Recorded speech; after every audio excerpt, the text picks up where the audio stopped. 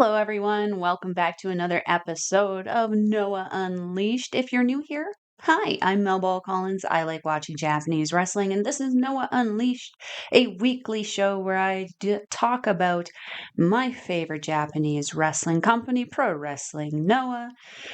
This week I got a fun show to talk to you about. It is one of those on-demand videos, a Sunny Voyage show leading up into the show that is happening literally tonight at 3 a.m. for me. Yes, I am getting up to watch it.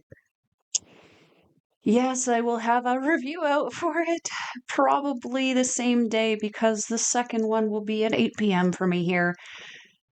And I'm going to be watching that one as well. So lots of wrestling Noah videos coming out for you this weekend, not just with me, with other content creators. So be sure to keep an eye out for all of that. But before I get into what I'm talking about today, I need you guys to like the video, subscribe to the channel, and make sure you turn on notifications to be alerted every time we drop a new video. So, to get into the video today, I'm going to do things pretty much as per usual. I'm going to focus. We got two championship matches to talk about today because one of them is a little surprise. So one of them is the Marigold match that I was talking to you guys about, where it was going to be a title for title match with Utami Hayashishita taking on Takumi Iroha for their respective titles, the Marigold World Championship and the GHC Women's Championship. So we're going to talk about that real quick. Then we're going to get into the Sunny Voyage show from July 13th, which features an incredible GHC, that is a hard one for me, GHC National Championship match between the champion Galeno taking on Will Kroos. So, without further ado, let's get into the show. Okay, so before we get into the Sunny Voyage show, we're going to talk real quick about that championship match I mentioned between Utami Hayashishita and Takumi Iroha. So, to start off, it was a nice slow pace. These women are very experienced, very much know what they're doing. So they spent the first about 5-10 minutes kind of pacing each other, reversing holds. But in this first little bit, Iroha very much in charge of this match.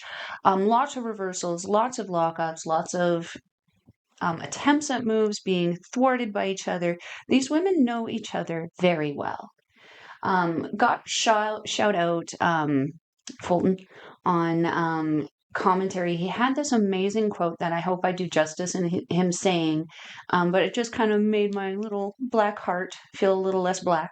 And that quote was, this is a clash of character. The ace of Marigold in Hayashishita, composed and stoic, she walks with a regal aura. She's a symbol of modern Joshi excellence.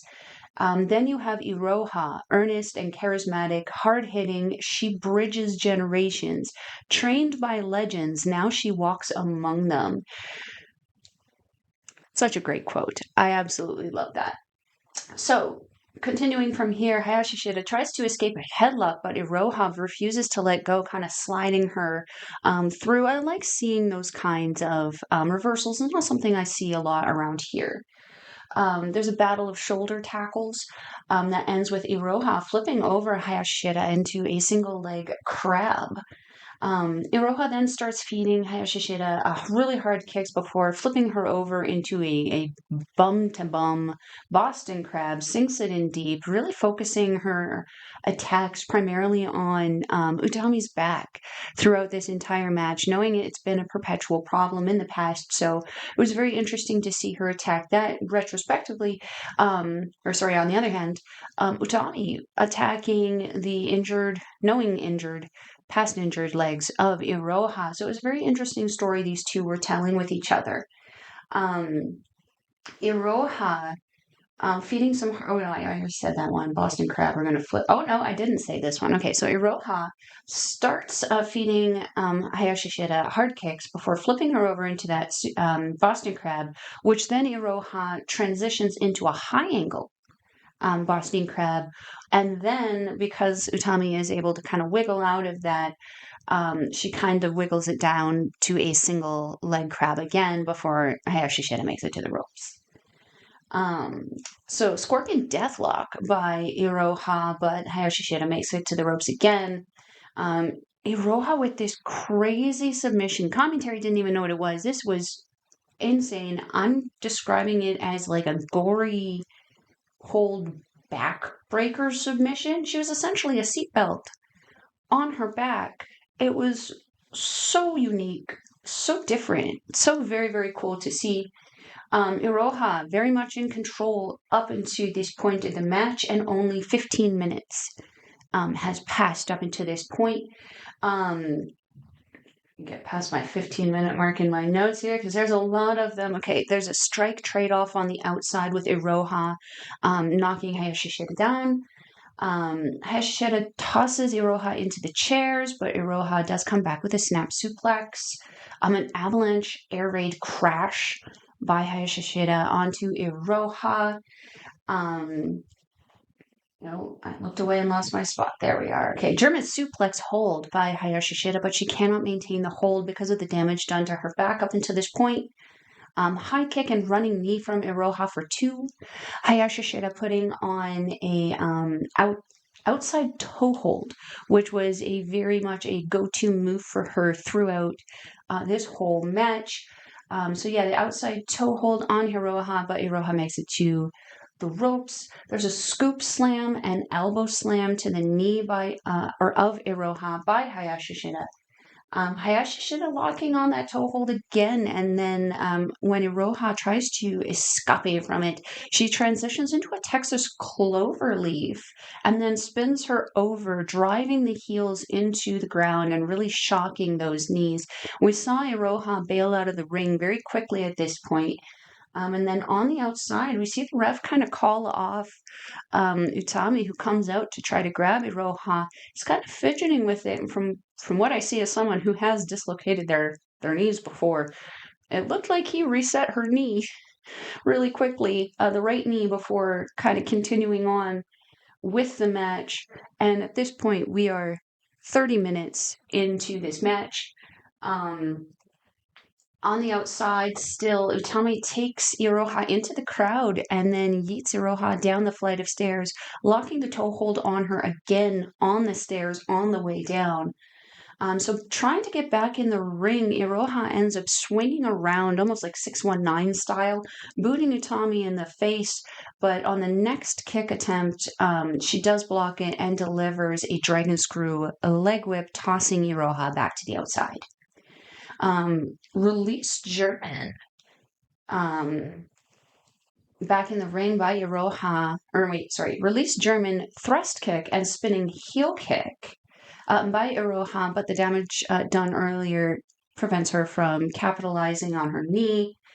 Iroha locks in a double arm bar and then also grabs one of her legs, rolling Utami over for a pin attempt, but Hayashishita is able to kick out.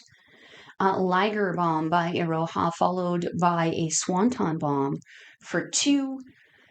Hayashishita flips through a running C attempt, which is that crucifix power bomb Iroha does, and hits Iroha with a wicked lariat, knocking her down. Hayashishita then locks on a sleeper choke, but Iroha does make an attempt to the ropes. However, Hayashishita does roll her back into the middle and then kind of grounds her down, but Iroha is able to make it to the ropes.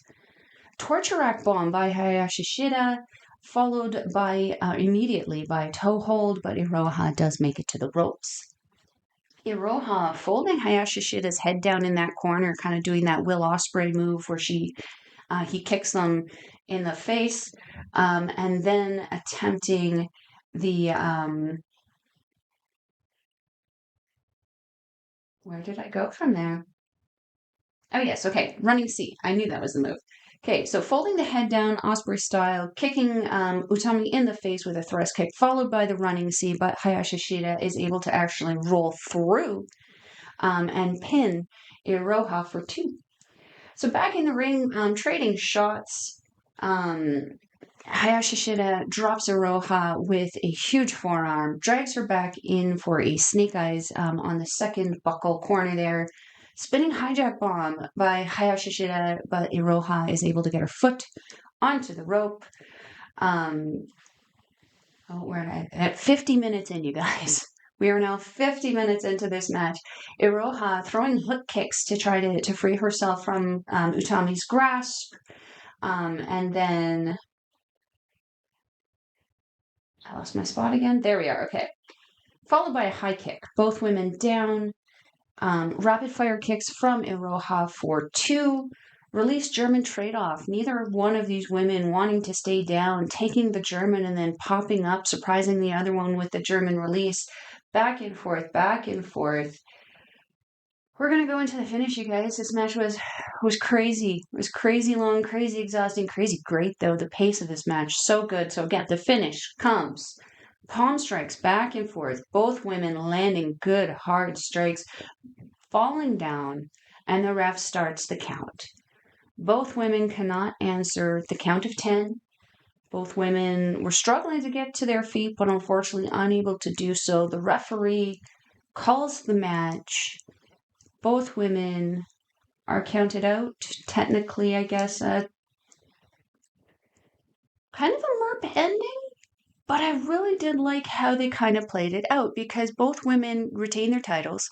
This gives us an opportunity to have another match, a Marigold versus Marvelous match. I really had so much fun with this match, and at no point in time did I feel, until they were beaten down pretty good. And Utami, she had several bruises, swellings, because of this match. These girls were going hard, but they weren't going hard enough that they were so gassed and exhausted that they needed to take like really long breaks. They paced themselves so well for this almost hour-long bout in which both these women retained their championships. This was a great match. Fantastic match. Great in-ring psychology by both of these women. Great experience. You can see just how much both these women love this sport. Highly recommend, if you guys can get onto Wrestle Universe, watch it. It is well worth the watch. So from here, we're going to move into the Sunny Voyage show, which is, I believe, one of the last shows going into the 19th show, which is stressing me the hell out. So let's talk about it. We're going to go into match 1. Match 1 was a tag team match that featured Atsushi Kotoge and Daiki Odashima taking on the team of AMAKUSA and Calibus. So rounding point, I really like how every time we've seen Calibus, he's kind of had a different color of gear on, and his masks obviously match the rest of his gear. It's been really cool. Today he was wearing a kind of like a nice red velvet kind of looking one. Nice, kind of definitely a nice opposite, I guess, to AMAKUSA, who's obviously in that beautiful cobalt blue and white.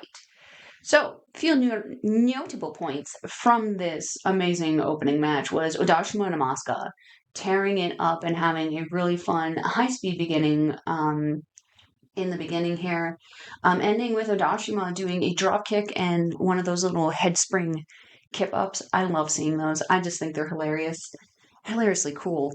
Calibus coming in, reversing a double team, tossing Odashima with a head scissors and just yeeting Kotoge to the outside, followed by a tope con hilo to both. There was a pop-up fall where Calibus just popped up Odashima. He just kind of fell to his face and then followed it up with a looked like a leg lariat to the face. Kotoge coming in with pump kicks to both AMAKUSA and Calibus, followed by a double leg choke on the ropes, a double-double, if you will, getting both of them in there. But the finish comes with Kotoge hitting an around-the-world DDT, followed by his air raid crash, pinning Calibus for the win. This was a great opener, and you guys, technically Odashima got a win on this. I'm so happy. My heart was very happy about this. Really, really fun opener. Really, really high energy. I expect no less out of Kotoge, out of Odashima, out of AMAKUSA, and now out of Calibus. These 4 guys work very, very well together and put on one hell of an opener. So from here, we're going to go to match number 2. Match number 2 was a 3-way match, and it featured Shuhei Taniguchi taking on Super Crazy, taking on Black Mensore. this was a funny match. This was a really fun match. So some fun moments in this one included right in the beginning of the match, the crowd cheering for Mensore, because Mensore is very much a favorite, and he's very charismatic. He knows how to get the crowd excited and going. Super crazy, kind of getting a little mad, having a little bit of a tantrum, kind of storming off. Then the crowd starts cheering for him. He gets excited, comes back. Taniguchi then also having the same problem, and the crowd once again cheering for him and him coming back. So as the match kind of goes in, Taniguchi hits. Oh wait, super crazy. Super crazy starts with this. He's getting really mad with the za.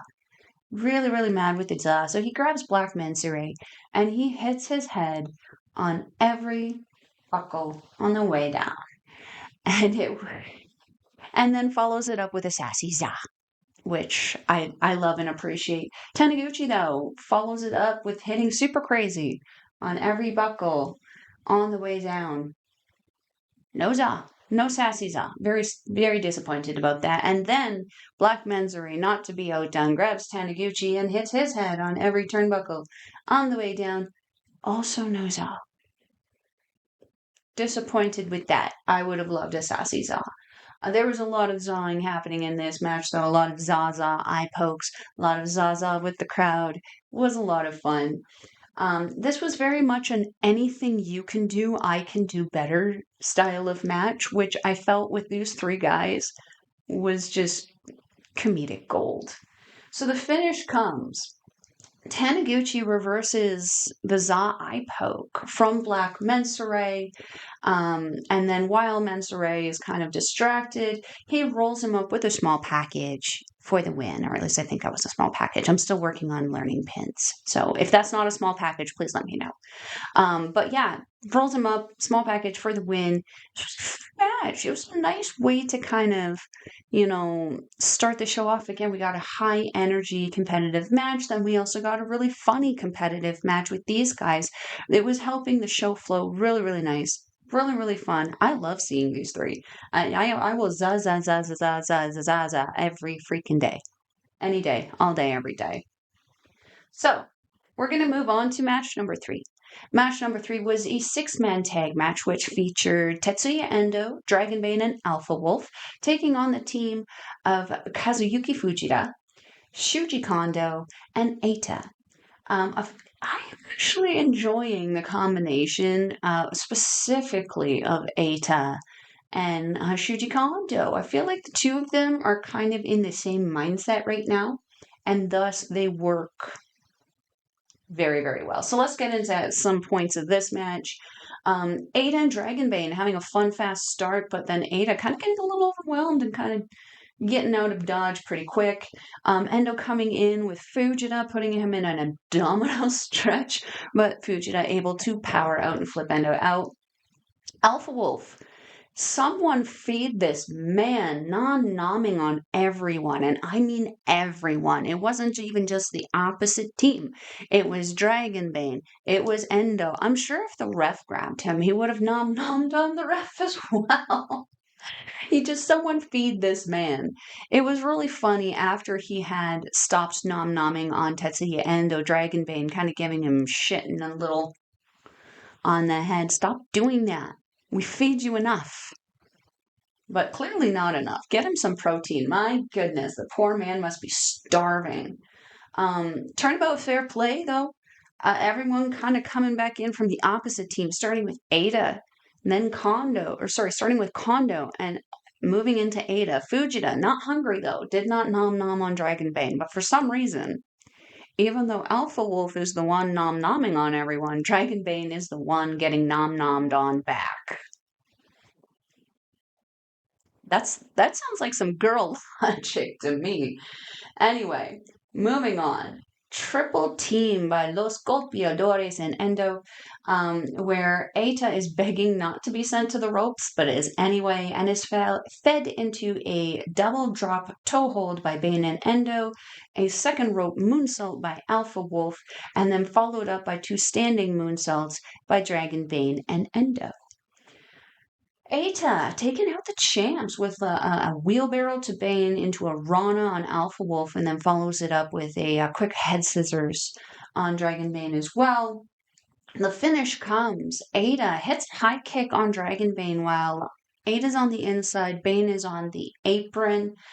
Eita trying to suplex Bane back into the ring, but Alpha Wolf grabs the feet, causing a misbalance. Bane then falls on top of Eita in a pinning position, and naughty Alpha Wolf holding on to the legs and not allowing Eita to try to kick out, ending the match. That Alpha Wolf, man. Someone give him some treats. He's clearly hungry. Maybe a little bit of a spray bottle at the ringside whenever he starts acting up. Just give him a little squirt. My goodness. He's acting up on the end of this tour. I mean, it's funny, but like, he clearly needs some food. Having a lot of fun with this tour with Los Golpeadores, and this kind of story of feeding with Alpha Wolf. But yeah, really fun way to kind of continue the energy of the show. We're going to move on into match 4, which had potential to be stressful for me. This is, I believe, one of the last matches going into, again, the 19th show, where my guys, they're kind of like not doing so good with each other. What's happening with my hair here? There we go. So, match number 4, 8-man tag matches. The Passion RATEL'S, Manabu Soya, Saxon Huxley, Hey, and HAYATA taking on the team of All Rebellion of Kaito Kiyomiya, Alejandro, Harutoki, and Kai Fujimura.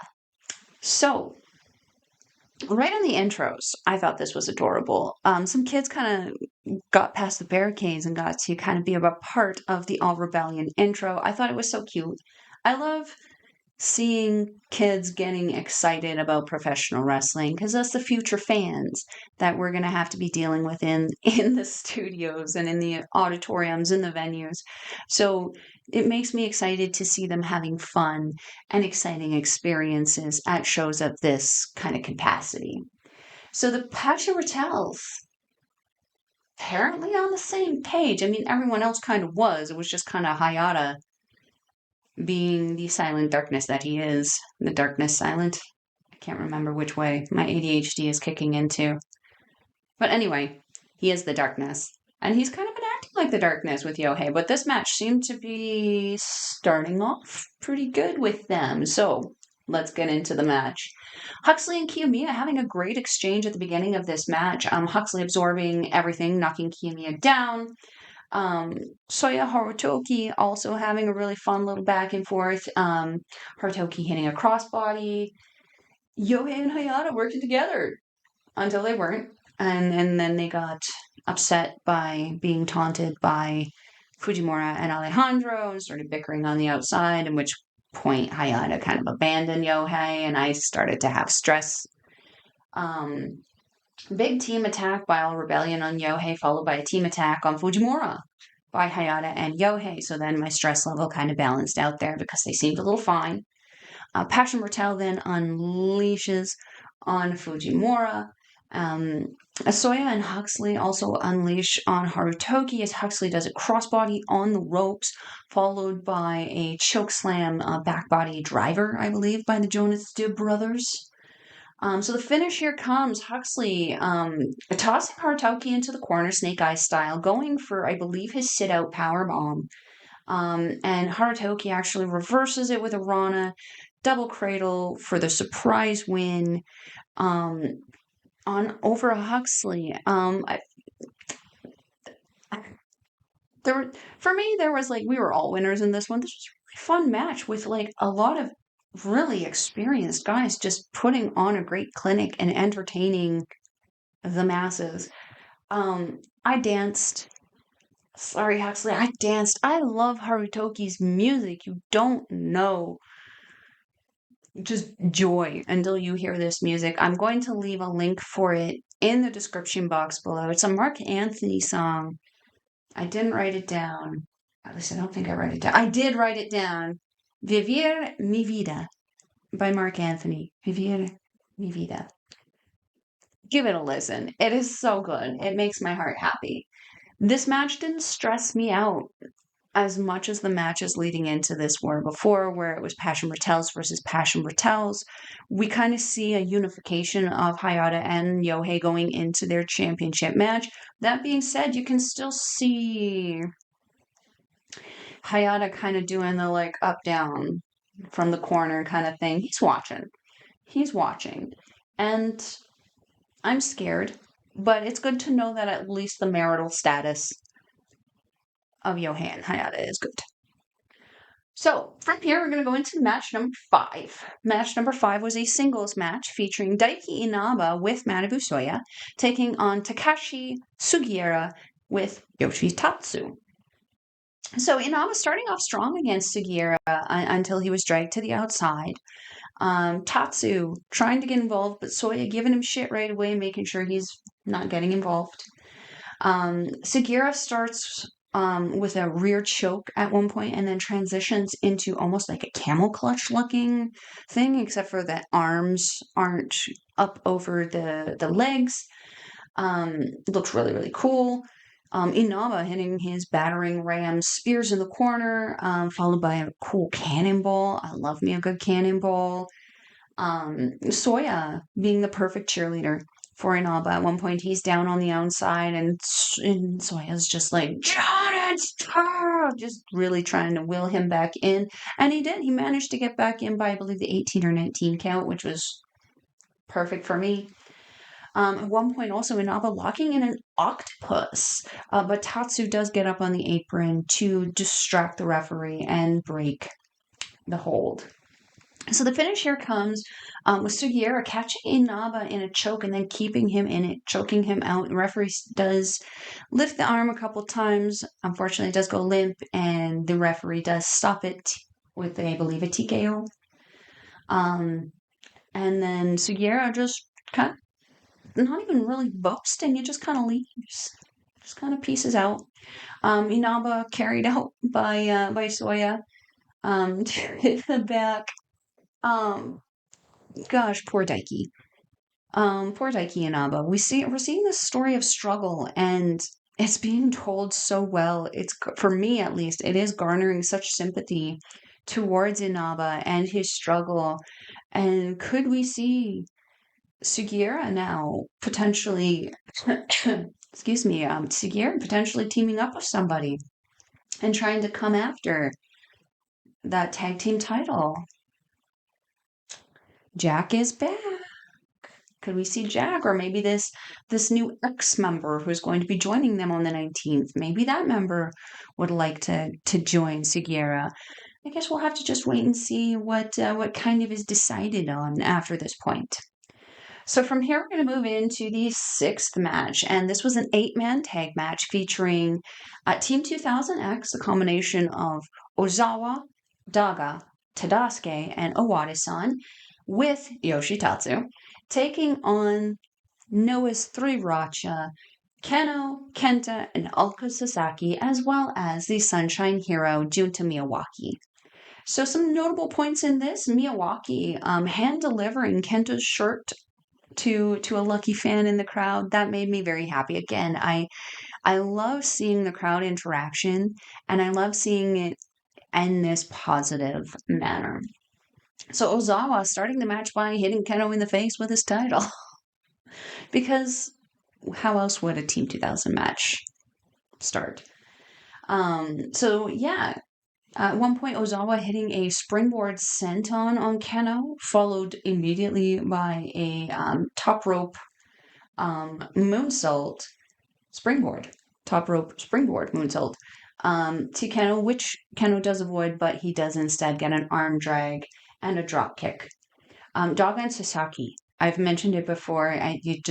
These guys are better than gold. These guys are diamond level. Just get together and spar. I absolutely love watching these two get into the ring together.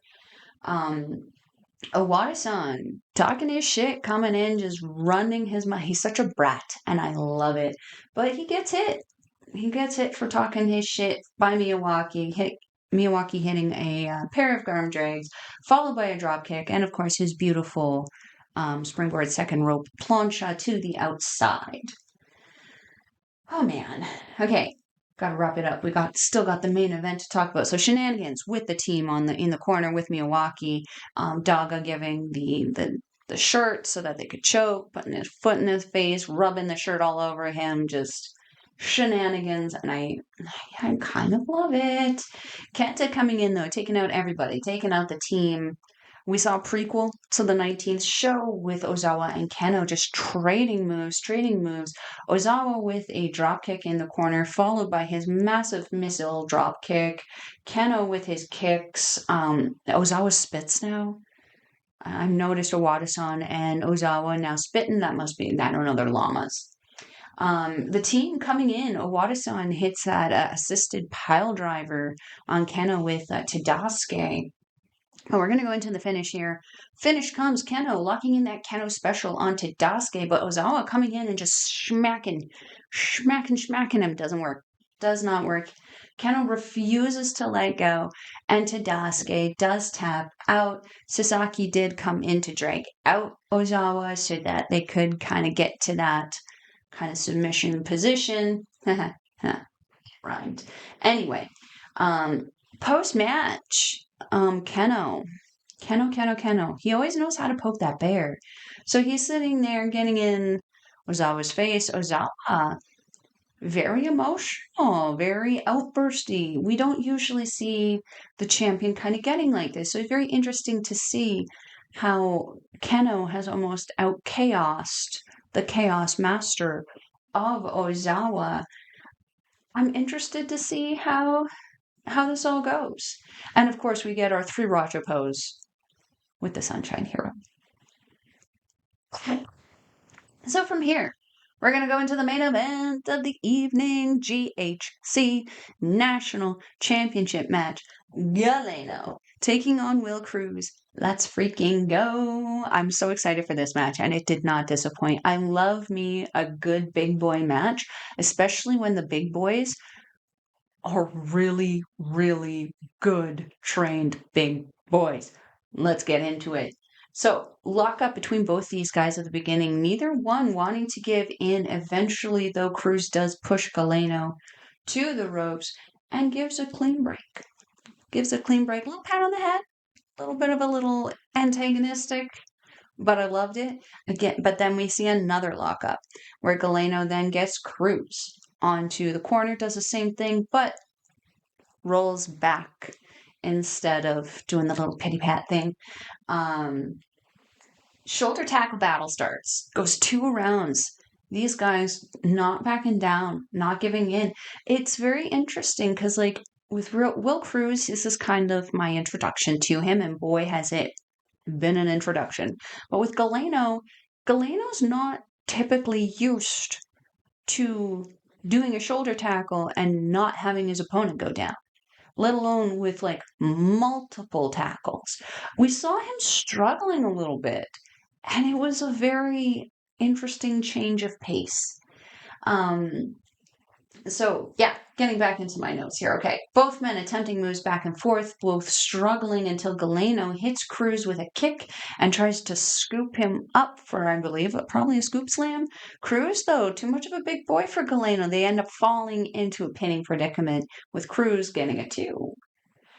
So, scoop body slam followed by 2 clotheslines in the corner, followed by a lariat and the standing senton by Kroos on Galeno for 2.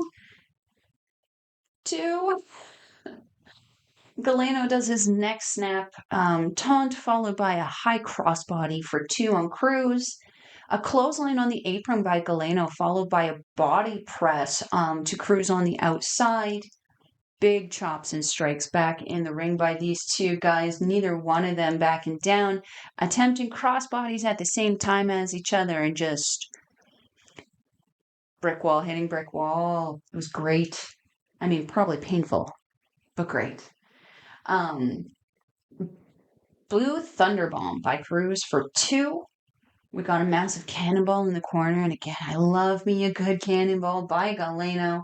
Spanish Fly by Kroos on Galeno, who barely kicks out. Kroos follows up with a sit-out powerbomb for 2. And then Galeno follows up with an avalanche brainbuster before pulling down the straps and hitting a Falcon Arrow for 2. Galeno also, Galeno hits a beautiful, beautiful frog splash for 2.9. Kroos barely kicked out of that. But going into the finish, Galeno picks up Kroos for a Michinoku driver for the win, retaining the GHC National Championship. This was phenomenal. This was a great match. To see the combination of styles with that lucha libre with Galeno against that very British strong style out of Kroos, it was just so good. Those two styles and these two men, they worked so effortlessly together. I would love to see this match again. I'd love to see it again in a few months too. Like, you can't do this match again too soon. It was so good. So that brings us to the end of the show. I did pretty good. I got through it really fast. I'm proud of myself. But what did you guys think? Did you guys get a chance to take in this Sunny Voyage show? Did you guys get to check out Galeno versus Will Kroos? Was it everything you expected and more, like it was for me with a big boy match? Just very big, meaty men slapping meat. Did you get to check out Utami versus Takumi? Champion versus champion. A near 60-minute banger. I think it was either 53 or 56 minutes. I can't remember what the exact number was. But did you guys get to check it out? If you haven't, I beg you, please do. It was very much worth the watch. It was paced perfectly. It wasn't too long. It was not too long. On paper, not knowing what that match was, you could probably say, man, that's going to be too long. It was not too long. I guarantee you they paced it so perfectly. Give it a watch. So, that all being said, you guys, we have come to the end of this episode. Thank you so much for sticking around to hear how everything went. Don't forget to like the video, subscribe to the channel, and turn on notifications to be alerted every time we drop a new video. Make sure you follow OLE on all its social medias. And if you want a daily dose of the Melball, you can follow me on my X thing, Twitter, whatever it's called, at Collins Melball. You can follow me on everything else, Facebook, Instagram, TikTok, Mastodon, and Blue Sky at Melball Collins. You can also check out Pro Wrestling Noah on Wrestle Universe. I will leave the link in the description box below. It is 1,298 yen, or approximately 13-ish Canadian, give or take, depending on where a dollar is. But it is an amazing price to get some amazing wrestling. Not only do you get access to Pro Wrestling Noah, you get access to Marigold, so you can watch Utami versus Takumi. You can get access to Marigold, or not all. I just said Marigold. Marvelous is the other one I was trying to say, which is where Takumi is originally from. You can get Tokyo Joshi Pro, DDT, all kinds of wrestling on there, 8 different companies to check out. So make sure you sign up for it to go check it out, and then you can come talk to me about it, because I love to talk about Japanese wrestling. So, that all being said, you guys, make sure you stay tuned. There's going to be 2 more shows coming out very, very soon about the New Departure Show Day 1 and New Departure Day 2. New Departure Day 1 is going to be featuring that match that has been stressing me the hell out with Yohei versus Hayata. And if you want to know what the Horde thinks is going to happen with that match, you can go check out my Instagram and my Twitter, where I have posted our prediction video, and I might be dressed up like, one of the participants. You never know. Anyway, that all being said, you guys, thank you so much for sticking around. I am your Melball. Matane. Mwah.